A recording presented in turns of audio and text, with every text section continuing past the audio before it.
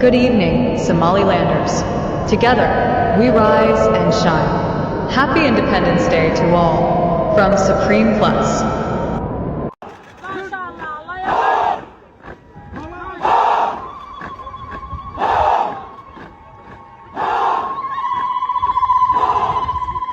وبعد الرحلة الأولى تبدأ حكايتنا الخيالية. Good evening, Somalilanders. Together, we rise and shine.